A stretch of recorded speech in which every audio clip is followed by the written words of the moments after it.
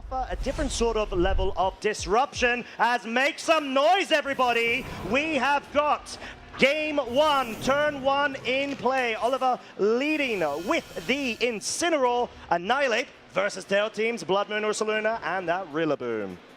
Okay, so we can see that the grassy terrain is going up first before the Intimidate, confirming that the Rillaboom is most likely faster than its Incineroar. Already big information going into this matchup when the two fake-out buddies often want to be using that at the same time there. So Theotime having a little bit of a good matchup there too. But obviously not into the Annihilate, which can move very much next. And if that's a close combat into the Sleeve, this could be big. Yeah, it truly can be, and it seems like it will be. It's not enough, though, to pick up the KO, but it definitely puts it within range of being able to pick off at a later point. But this is leftovers. Ursa King unleashing damage, bringing the Annihilate down to its Focus Sash, of course, getting a tiny bit of residual recovery at the end of the turn via the grassy terrain, but the most crucial thing here is that you're able to at least expend its item and maybe even position yourself where you can easily pick it off with a grassy glide. Yeah, so obviously with that massive physical defense, Ursaluna is able to survive, and yeah, a good thing too. And when you're this leftover set with grassy terrain, as we've seen in previous sets and our last top 8 match with Juan Salerno's Ursaluna, it can heal so much HP across the turn that we may well see this Ursaluna back into the green after a few more turns here, especially if we see maybe a pivot out at some point. So Oliver's got to think about how to reposition here and whatever for what is in the back. Most likely, let's say that Torkoal, that Dragonite looks all really good as well, and the Venusaur has been really popping off for him this weekend too. But here it comes, it's going out, saving itself from that grassy glide. Yeah, and from Oliver's point of view, you want to be able to position yourself to the point where Trick Room can be set up as long as the big disruptors over on Theotime's side have been dealt with. And we're seeing the Frisk interaction coming out, of course. The reason why the abilities are utilized is just in case to scout out for any sort of Zoroarks that may be on the playing field. There's a bit more advantage in that interaction, but none to be found here, as we do see Theotime bringing that Incineroar in and maybe position himself up for a fake out in the subsequent turn as Grassy Glide does pitiful amounts of damage onto what is such a bulky Dusclops, and Oliver going for the pivoting of the Incineroar now. Yeah, so it makes a lot of sense, but what do you want to get in at the moment? Because Theotime has switched in another super fake out bro, Incineroar here instead. So you can kind of continue to slow down the pace of what Oliver's trying to do. But with the double ghost type, it means that Dusclops is still going to be able to get away with doing something here, but is certainly threatened by the potential of knockoff coming into this turn. Particularly as Torkoal can only go for fire moves if Theotime were to maybe commit the Terra onto the Rillaboom to the fire type or switch into a water type. Then even if Torkoal is let loose, it's not going to do loads of damage, but at least then you can still pressure this Dusclops. Because either way, if the Dusclops goes to that Terra, getting rid of that Eviolite could make it so much easier to remove from the rest of your team as well, which are they're basically going to be doing at least 50% more damage onto it. For a Pokemon that can also heal on top of that Pain Split, it is amazing. Yeah, at the same time, being able to, you know, detract away, or should I say subtract, the health of the target it doesn't lock into, which could be quite crucial in order to be able to get any sort of damage calcs with that Torkoal by its side. But Volcarona switching in right now will be having its Grassy Seed procced, and Oliver trying to reposition as well. Bringing that Incineroar in allows you to not only get Intimidate off of both of what were physical offensive Pokemon, but also have that fake out available. Maybe even go for a very raw eruption in front of Theotime's Pokemon. So there is the Terra from the Torkoal, yeah, and there is no water type switching in on Theotime's end here. It's obviously not been brought, so it's only the Incineroar that's going to want to take this damage. But yeah, there's definitely going to be an attack here, but it's going to be a fake out instead. So give me things safe. I mean, it makes sense because Theotime wants to make sure that they keep that Torkoal in check, because if you let out a Terra, Fire, Charcoal eruption, it's just going to take so much resource availability from your side, which is definitely not what you want to be able to sort of have to deal with from this resource allocation sort of battle between them both. It certainly isn't.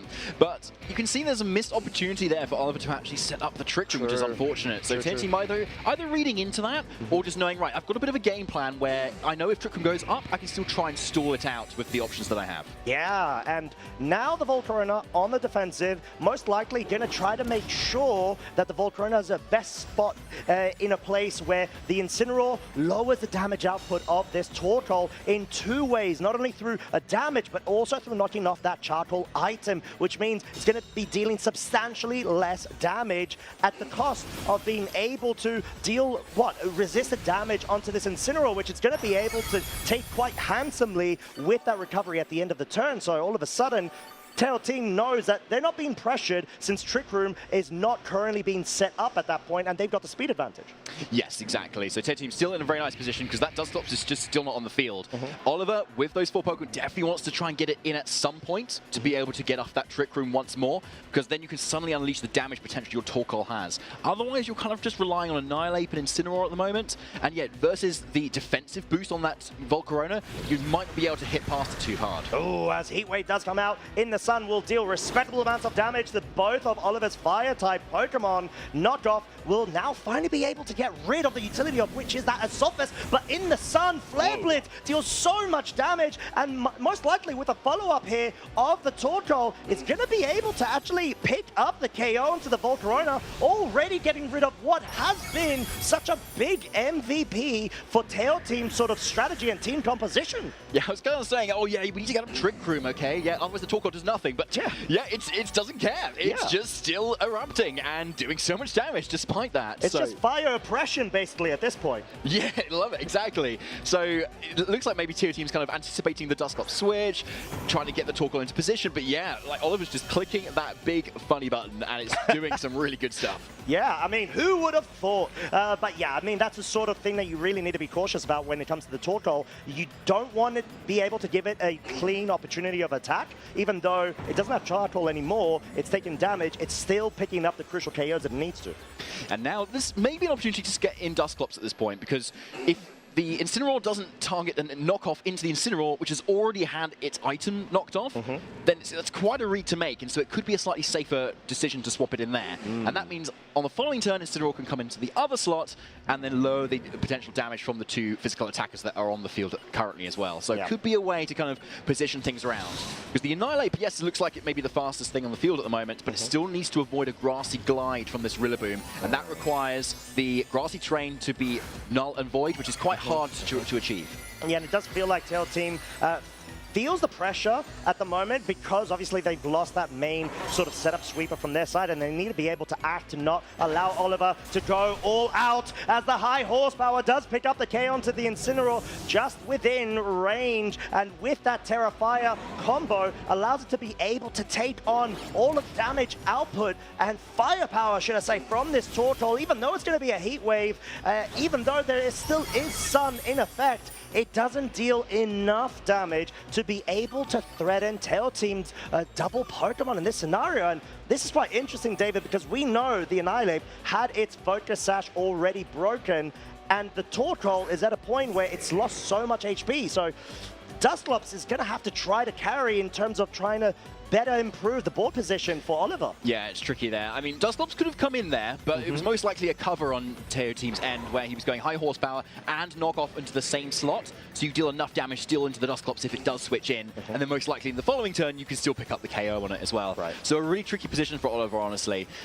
But now with the Incineroar gone, obviously, you can't switch it into a new to the attack stat anymore without the Intimidate. And no switch-ins of the Annihilate, maybe as a potential sack in this case, just the safe protect from the Torkoal. You know that you're going to be able to get that Trick Room off if there's no commit of the Taunt, but there is. Theotime wanting to prioritize no Trick Room being set up at the cost of potentially getting the Incineroar KO'd, but the Nightshade not quite enough to be able to pick it off.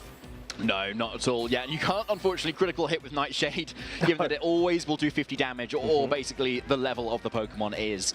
Now, Trick Room could have gone up there, obviously, if without that Taunt, but the Taunt was such a crucial play there and really safe for Theotime to kind of do there. So, good call from Oliver to kind of make the most of it, still go for that Nightshade, but it doesn't improve the position loads unless some significant damage starts coming out. But in front of Assault Vest Rillaboom with Terrify and that Incineroar, but look, there's a high horsepower miss. That is so big, because you want to be able to not only get rid of the Torkoal, but I don't think it would have been enough. The most crucial thing is not allow it to have that much HP pool left for it to be able to go for those aggressive eruption attacks. Although we've got the pivot action going, Ursa Blood Moon has been brought in. The -1 special attack Torkoal will be allowed to get a damage off, but it's not enough as we have the Dustclops following through with the Nightshade, not into the Incineroar slot since it would have guaranteed most likely how low the Incineroar was at. The KO with the Heat Wave, or at least anticipate the pivot,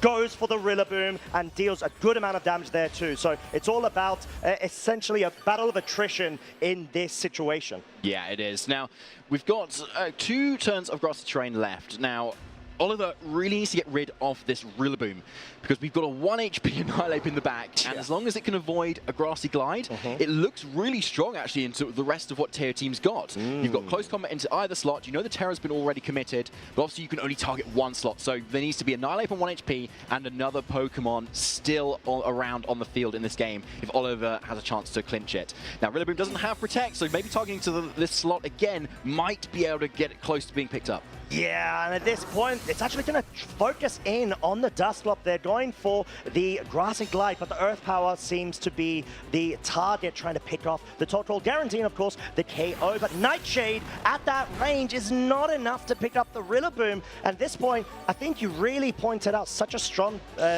you know, sort of win con, or at least the strategy that Oliver's trying to apply. The Annihilate end game after the Grassy Terrain is no longer on the field because, like you said, it outspeeds everything on Theotime's side of the field, and that's at the cost of not trying to switch the Torkoal out to bring the Sun back in.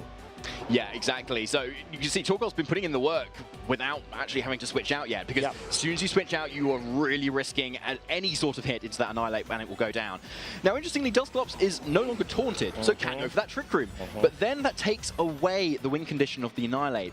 It does make the Torkoal more of an option, so you can Trick Room and switch your Torkoal out into Annihilate, kind of sack it, then bring your Torkoal in fresh, you get rid of the parting shot drop, you bring the Sun back up, and you might have enough damage from that point too. So it looks like that's what we will be seeing. Yes, such a good call as well, but it's the fact that Oliver still had a couple of branches of strategies to be able to employ, but had to wait for the situation, but that dealt so much damage from the Rillaboom. This might well just be enough if the Ursaluna does target it down at the cost of the Rillaboom going down itself. So what's going to be the play right here? It is the Blood Moon into the Dustclops. It does get rid of it. But then again, even though Trick Room hasn't been set up, Annihilate is on the field. It's going to get an Intimidate into a Defiant proc whilst being able to be immune to Fake Out and also have the speed advantage outside of Trick Room. Yeah, 100%, and that is what is really key here at the moment. You've got that Annihilate that we talked about, which can only target 1 Pokemon at a time, plus the Torkoal. Still, you've got that second Pokemon here too, which is really key. So yes, this Annihilate is free to KO this Incineroar at its leisure, giving it has no Protect at all. Now, Ursaluna is a little bit more tricky because it can Protect, for instance. But yeah, if you target into Incineroar, Ursaluna then has to target either the Torkoal or the Annihilate. There's no Hyper Voice on this Ursaluna. So if you target the Annihilate to take it down, Torkoal then gets its attack off. And with if it's an Eruption, which is 100% accurate, it should still get the KO. So basically, Oliver has this locked up. Yeah, it does feel like an ultimate pin, doesn't it? And just being able to preserve the Annihilate for so long, ever since the beginning, it was just turn 1 where it lost its sash and was essentially brought down to 1 hit point, but a couple of grassy turns later and preserving it in the back just goes to show why Oliver is playing at the top of his game. Goes for the close combat KO into the Incineroar, doesn't actually focus onto the Blood Moon. Could this be a misplay or at least a over-predict from his side? Because the Blood Moon surely is going to be open to pick it off now. Yeah, and I probably misspoke here. Yeah, because the Ursaluna has gone for that Earthbound to Annihilate. And yeah, I wasn't counting for the Fake Out, actually. That could have gone into the Torkoal to stop it moving and actually hitting into that Ursaluna. So yeah, now we're in a position, this Ursaluna can just Earth Power Torkoal. Wow. So actually, it was maybe more of a 50-50 there as to whether the Ursaluna protected or it went for the attack at this point. So yeah, Oliver has to forfeit. Team 1 game up. Wow, what a turn of events. Definitely felt like it was all in Oliver's favor in terms of the momentum. But like you said, it came down to that final flip of a coin, essentially. And you either, like you said, commit to the close combat into the Blood Moon. Maybe Oliver anticipating the Protect there. and then thinking, okay, Incineroar's probably going to go focus into my Annihilate, and the Torkoal still won't be able to outpace. So like you said, literally a 50-50. Oliver thought there was going to be a passive play, defensive play, should I say, from Theotime, but Theotime saying, no, not today. I'm going straight for it. Yeah, 100%. Yeah, a really good call there too, because it's obviously a lot more risky to kind of go into a Pokemon that can also protect.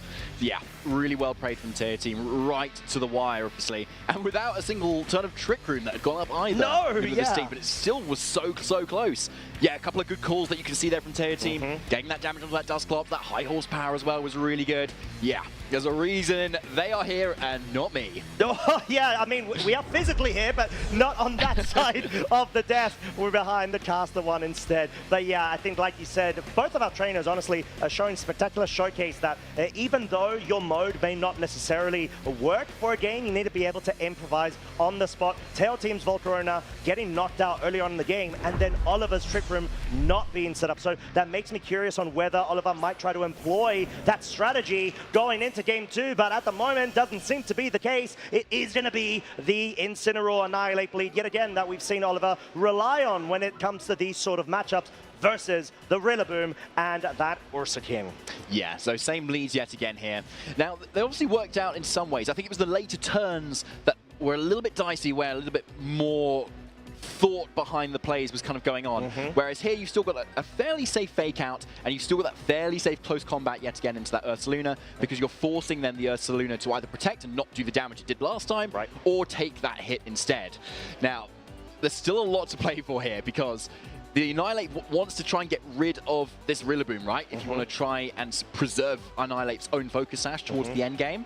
But you also definitely want to deal with that Ursaluna, because it was such an issue last game for Oliver. So, but it's left wide open yet again for a close combat. Oh, here we go. Fake out into the Incineroar. Close combat will go through into the Blood Moon, dealing roughly around the same amount of damage as it did in Game 1. But yeah, it's probably going to be the Blood Moon. Yeah, it's straight back into that Annihilate slot at -1 of its special defense due to the double defense drop on that Annihilate's close combat will guarantee the Focus Sash being broken. So similar situation as Game 1 thus far. Do we expect any adaptations given the prehistory? We might. I'm not sure. I mean, for Oliver here, a switch into the Dusclops is looking pretty nice, because the Blood Moon has already been spent. You can't use that move in consecutive turns. And the Rillaboom is already at -1 from the Intimidate as well, so it's not going to be able to do too much damage. And Taunt isn't also on the board, because Incineroar isn't there at the moment on Theotime's end. So it's a really nice switch in here, but Theotime probably knows that and wants to also get in Incineroar at some point as well. But obviously, it's a little bit of a risk when you're sending in Incineroar in front of Annihilate, but can then activate its Defiant boost. And then a safe close combat into a certain slot could really deal a lot of damage. So you might see the safe Grassy Glide into the Annihilate, which we saw last time, plus a swap to the Incineroar to kind of cover that too. So yeah, here's the Annihilate swapping once again. Yeah, it sort of depends on how much Theotime respects the sort of flow chart of Oliver when it comes to this. Oliver sticking to the game plan, does bring that Dusclops in a similar fashion as to Game 1, and the Blood Moon switching out. Likely going to be this no, it's going to be the Incineroar. You want to be able to have that fake out available and potential knockoff if the Dusclops does come back onto the field. Yeah, so there's the Incineroar, making sure it's on the field when the Dusclops is there as well to threaten all of those amazing supporting moves. But versus actually going to be the Terror on this Rillaboom, which Theotime committed last time. It was very useful, to be fair. It took a lot of moves for the team, so it might be seeing it going on the offense here, but it is just the Grassy Glide still into what was that Annihilate. Okay, sort of a middle play in essence from Theotime, sort of wanted to make sure they could better position themselves and advance the board state in favor of their own. As like we said, the Dusclops has taken a bit of damage, but now it has to deal with a combination of a knockoff and Wood Hammer, which it definitely won't like if Theotime wants to go on the offensive, but then you've still got Taunt yet again if you're anticipating the Trick Room.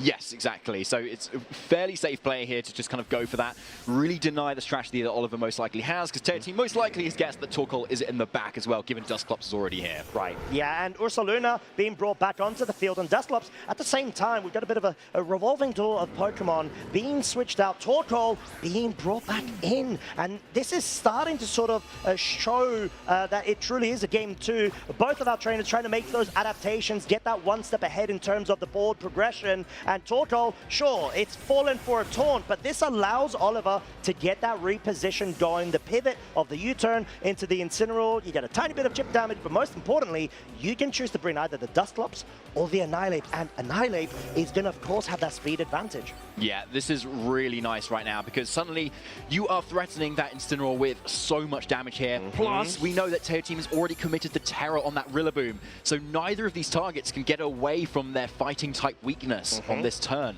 So this is a really pivotal turn for Theotime. Yeah, and due to the fact that this is a focus sash set, the Annihilate is probably going to be fully invested with attack and speed.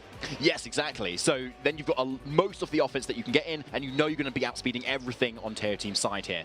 And so that frees up this Torkoal to start dealing a lot of damage as well, especially into that Incineroar slot, which is the only slot that can't protect here. So but on Theotime's end, how do you respond? Most likely to swap into the Rillaboom here, which we know, because it's fire type, can take on a lot of the attacks that Oliver has right now. Yeah, and I'm quite curious to see how the Blood Moon moves this turn round. Most likely going to be a defensive protect there. Theotime is a big fan of trying to reposition the board and get that fake out available at the same time as that main sweeper, on the other hand, protected. And it's so crucial when it comes to these sort of matchups to be able to anticipate that and, like we said, further improve your board. And that's exactly what we're going to be seeing from Theotime's side, at least protecting the Pokemon on its end. And Close Combat does, to be completely honest, deal a very respectable amount of damage onto the Rillaboom, but you've still got the fake out available in subsequent turn. Yeah, exactly. So a really good switch there for Oliver, kind of respecting the fact that Rillaboom can actually switch in here, because then obviously it offers that Grassy Glide into the Annihilate, but to deny that now, you've got your Incineroar on the field. So a really good call there, because if Torkoal had stayed in there, it would have been doing not a lot of damage to that Rillaboom because it's Terra Fire, and the Eskolin is obviously just protected too. So yeah, Oliver is really playing this game nicely at the moment, kind of anticipating Theotime switches at the moment too. But now, do you call that Grassy Glide coming out? Do you just fake out? But I think we've seen Oliver maybe lock in something quite different. Oh, that could be the case in order to try to... Oh, there's a reveal actually of the Volcarona. It has indeed been brought and will have the Grassy Seed procs now, plus one of its defense. It's a good way to be able to supplement for the amount of damage that could be coming out, but the fake out, of course, will be going into the Rillaboom. Close combat though, there is a chance of a Flame Body activation. Oh, is it going to be? I don't know. Does it come after the stun drops? Like no! Not what Oliver wants to see at all. Currently has his back against the wall. You do not need a burn on top of that. This has absolutely ruined the strategy of the Annihilate's offensive prowess available outside of Trick Room. You could see the expressions on his face. This does most likely, David, mean Trick Room may be the way out, and you need to try to prioritize getting that set up.